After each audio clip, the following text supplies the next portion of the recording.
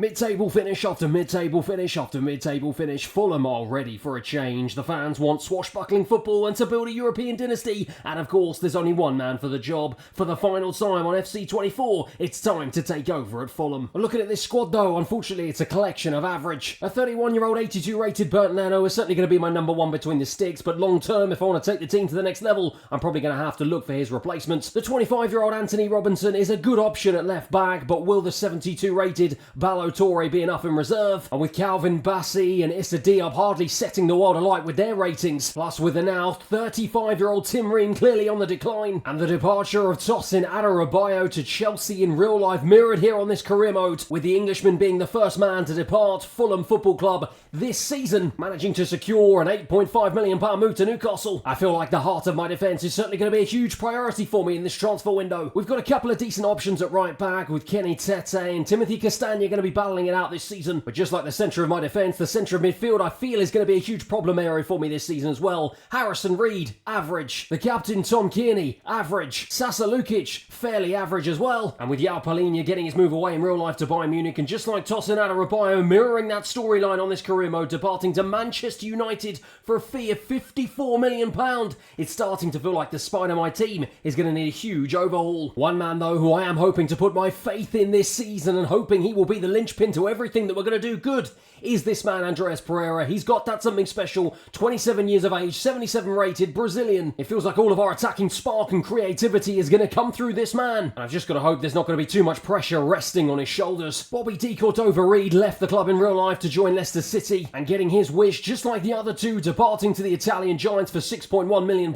And aging and retiring at the end of the season, Willian is not really going to give me a lot on the left-hand side of my midfield. So instead I think I'm going to have to retrain Alex Iwobi, make sure that he's set up as a left midfielder as his primary position, and equally hope that the likes of Harry Wilson and Adama Traore can offer some level of creativity on the other side of my midfield as well. Once again, it feels like a collection of averageness right across pretty much all of those wide options, and once I've managed to get the core spine of my team sorted out, I feel like a new player in the wide positions may be priority number 3. As for up front, he's got that something special, but by his rating, Raul Jimenez isn't exactly showing it, which means there's going to be a hell of a lot of pressure on the shoulders of the 22-year-old Brazilian Rodrigo Munoz, as he is hopefully going to be the man to lead the line for me this season. But at 72 rated, can I consistently rely on the young man to get goals for me at the highest level? Or do I need to consider making a striker priority position number 4? So after looking through the squad, it's fairly clear to me that there are 4 key positions that we might want to improve on. A brand new centre-back, a brand new central midfielder, someone who can play out in the wide areas, and potentially a brand new striker as well. Once again, it's down to you guys, my scouts, my staff, my agents, anyone watching who you would like to see in a Fulham shirt this season. Let me know what you think down in the comments below. But after the sales of Tosin Adarabioyo, Palhinha and De Cordova-Reid leaving us with £111 million to spend, I think we've got room to make at least one priority signing here today. Before we do that though, I feel like we need to establish exactly how we want this team to set up. I feel like Fulham are used to playing a relatively counter-attacking style, but with me mentioning at the beginning that the fans want to see some swashbuckling football, and I've made the promise that I'm going to bring that to them. It feels like pressing the opposition as much as we possibly can, getting the ball out to wide areas as much as we can as well, getting the ball into attacking areas as quickly as possible, and piling players into the box at every opportunity is the only way forward for Fulham Football Club. I'm not going to give out any specific player roles just yet because I want to see how the first couple of games of the season pan out. I also feel like for now I'm going to stick with this 4-2-3-1 formation at least for the first couple of games, but of course if you guys watching feel like you've got any ideas or suggestions about how you think we should set up, whether or not you want to see us with 2 strikers up front,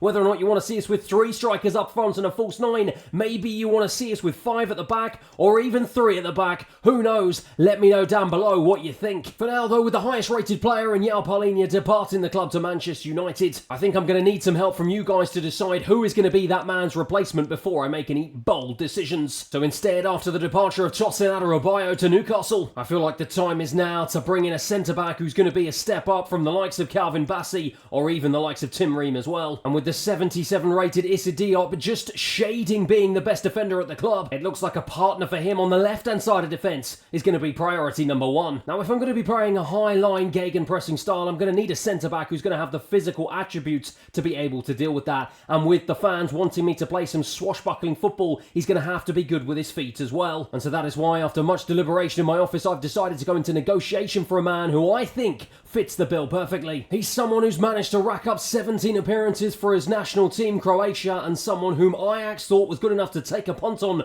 just a year ago. And having racked up over 25 appearances for the Dutch Giants, he's ready to take the next step in his development to the Premier League. And what better than a club in London to show the world what you can do? Because that is right, it is time to say hello to signing number 1 for Fulham Football Club on this brand new career mode, as we welcome the Croatian international Josip Sutalu as the towering centre-back joins from Ajax for £22.2 million.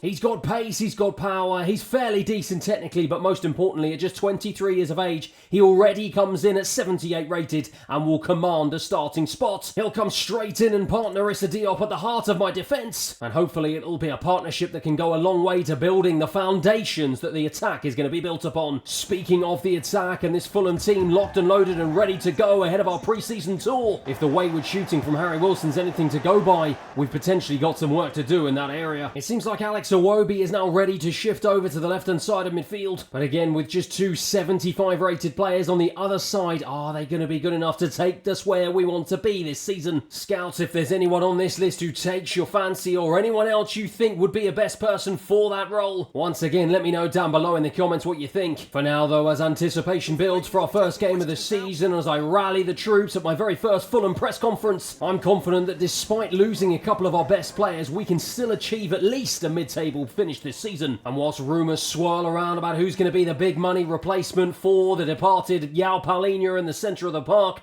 it's time to get our Premier League campaign off and started as we travel to Goodison Park to face off against Everton. There will be one man though who will be making his competitive debut for the club, and that is Sutalo in the heart of my defence. As he starts in front of Leno at the back, he's partnered by Diop, as Tete and Robinson make up the rest of the back line. Kearney is the captain, with Reed in the centre of the park, as Traore, Pereira and Iwobi start behind Rodrigo Munoz up front. It's a new dawn for Fulham and a new opportunity for these players to show what they can do. It's a wonderful opportunity for the likes of Kearney and Reed to show that I do not need to bring in a replacement for Joao Palhinha. Whether or not that's actually going to be the case here today, time will tell, as Kearney plays a lovely ball right the way across for Patterson, who knocked it down, as Iwobi was keen to get on his heels and try and see if he can impact this game early doors. It was not meant to be though. We've started off in good form though, with Sutalo getting his first opportunity to play a pass through there into Anthony Robinson, who's done a really good job of skipping away from a challenge here. Kearney's been heavily involved so far, plays it into Iwobi, tried to play it around the corner, but Patterson read it really well. It's been a good start for the right back so far, and I feel like it's going to be a real ding-dong battle between him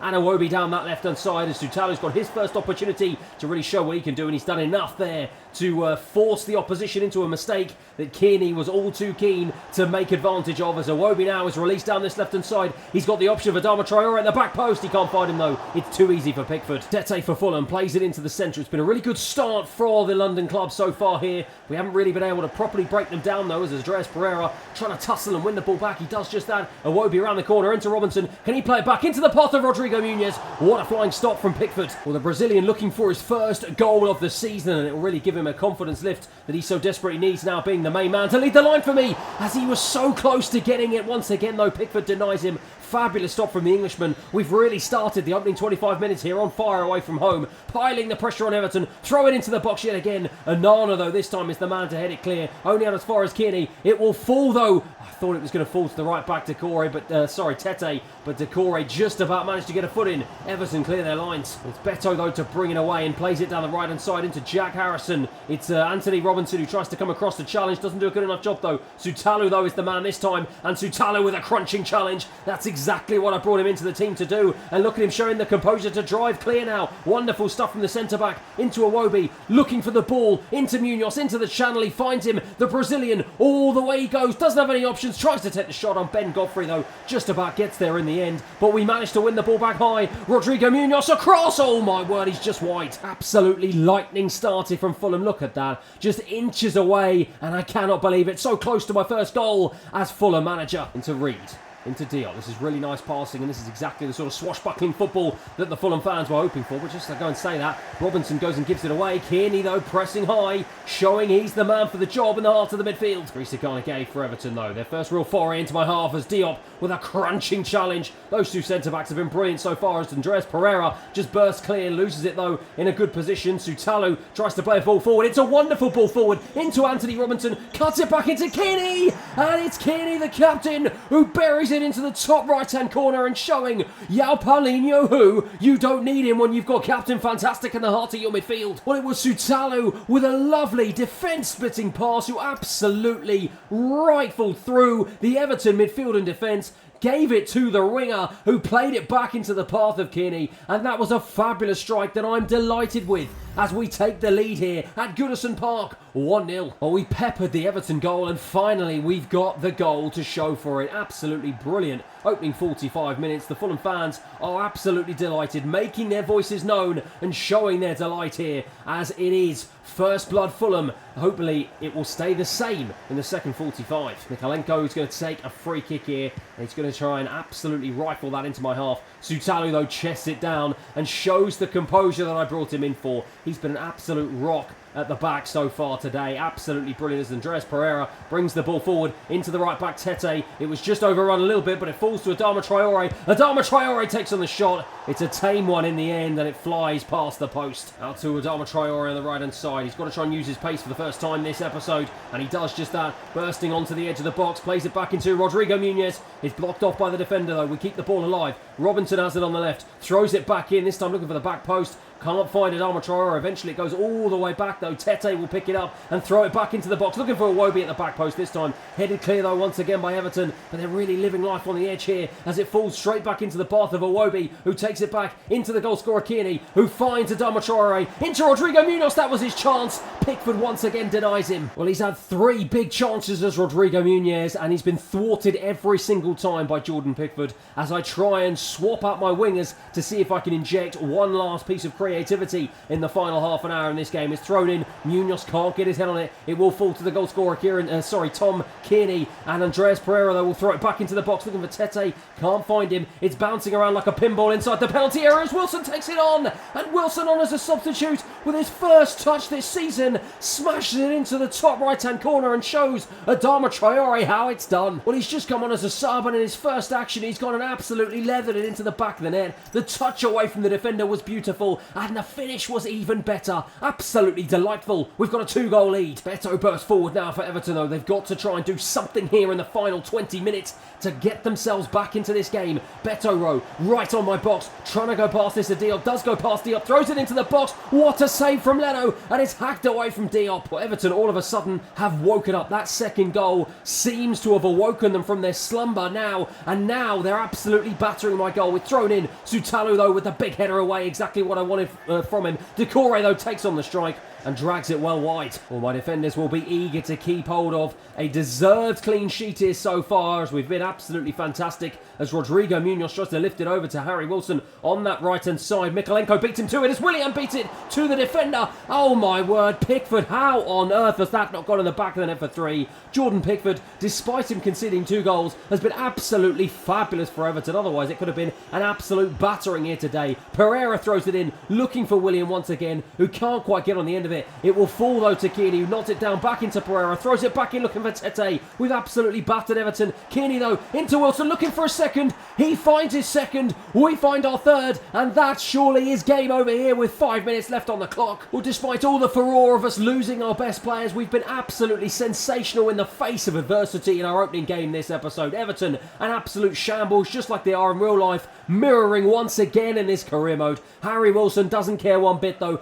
He gets his second. We get our third. 3-0. And with the referee calling time on what was an electric opening game here at Goodison Park, the away fans will go home happy, just as I will, after a brilliant baptism of fire against Everton. As a full-time era finishes, Everton 0, Fulham 3. Well, my word, what a way to kickstart life as Fulham manager. The debutant Josip Sutalu was absolutely sensational at the back, showing exactly why it was the right decision to bring him to the club. And when your best player departs the club, it's fantastic that you can turn to your captain fantastic Tom Kearney. A brilliant box-to-box performance. 10 in his rating, a goal and 2 assists. He could not have asked for more. And with Harrison Reed not exactly covering himself in glory with a pretty anonymous performance, I'm going to give Sasa Lukic the opportunity to show if he can match the levels of Tom Kearney in the very next game, as the fight for whoever's going to be the centre midfield partner of the Palhinha replacement continues. Speaking of fights though, not only is it a ding-dong battle in the heart of my midfield, but it's a ding-dong battle on the right-hand side of my midfield as well. Adama Traore not really impressing at all, and with Harry Wilson coming on with about 25 minutes remaining and getting 2 goals to his name.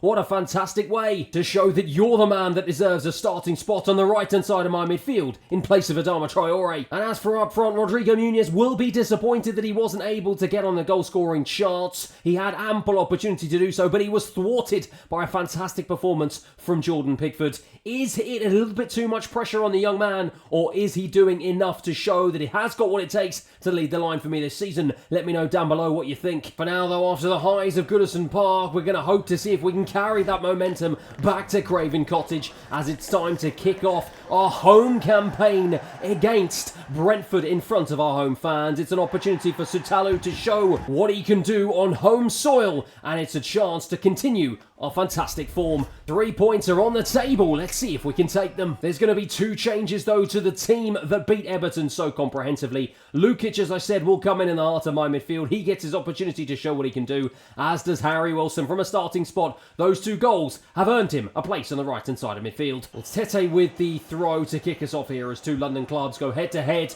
for bragging rights here in West London, as Sutalu brings it out of defence, finds that man Kearney, and he's looking for the overlapping run of Anthony Robinson, and he finds the overlapping run of Robinson. He doesn't have anyone in the box here, so he's just going to have to hold up the ball. Doesn't, but does get a throw for his troubles. He doesn't actually get a throw, he gets a free kick instead, which is a little bit better, and it's one that Iwobi is going to take, and he's just going to float this one into the box, looking for the goal scorer Harry Wilson, who just drags his header wide. Sutalu showed composure to get away from the Brentford press there and played it into Diop.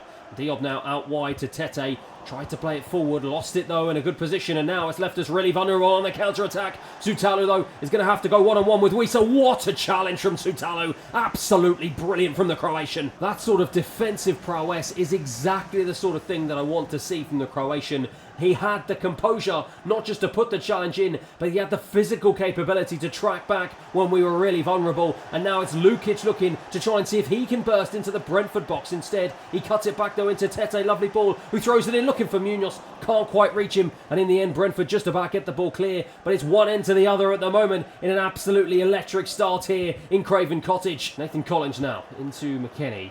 Playing some really nice football here, just inside my half, as they try and see if they can work a decent opportunity for the first time this game. But Andreas Pereira has other ideas here, and he wins the ball back well, and now plays it into Harry Wilson, full of beans and full of confidence, tries to go into the box, does manage to just stumble his way into the box here, keeps hold of the ball, gives it back to Andreas Pereira, shifts it onto his left and drags it well wide. Andreas Pereira once again though into Harry Wilson. Of the 2 teams, we do look like the more likely to make something happen here, as Tete now has it on the right hand side, plays it back into that man Pereira, looking for some sort of option, finds Lukic, who's got the opportunity to stake a claim in the starting 11 here, but plays a lovely ball over to Anthony Robinson, into Iwobi. Iwobi onto his right, looks to line up a shot, does line up a shot, and that is absolutely sensational from the young man. We'll talk about a contender for goal of the season. He took it down, found his spot, and my word, he just curved it around the goalkeeper, who had absolutely no chance whatsoever. It's in off the bar. I'm delighted. It's 1-0. Here we go then at the beginning of the second half. Just like Everton, it was a fabulous opening 45 minutes,